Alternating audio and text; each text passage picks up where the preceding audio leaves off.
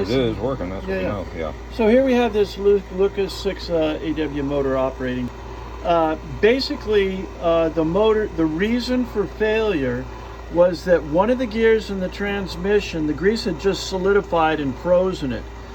These motors don't have very good pickup for initial torque, but certainly totally accurate enough to get the wipers activating as it goes in and out here.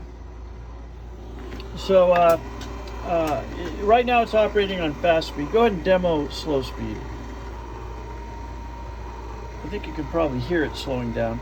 And then release, and there's fast. The way that the slow and fast speed work on this is there's actually a coil that's wound in opposition to the primary field winding, and when you add it in, it reduces the magnetism and makes it go slower. In any case, we've got, and then also it has an adjustable park circuit here. You can open this, loosen it, and turn the canister in order for you to actually find its actual park position. Go ahead and demonstrate the park. Okay, we can see as it rotates that the park circuit is energizing and de-energizing. Now, the park circuit in different Lucas motors is wired differently into the vehicle. Some of them is an interruption of the ground circuit of power, and some of them is an introduction of power to the cycle, or a cutoff of power.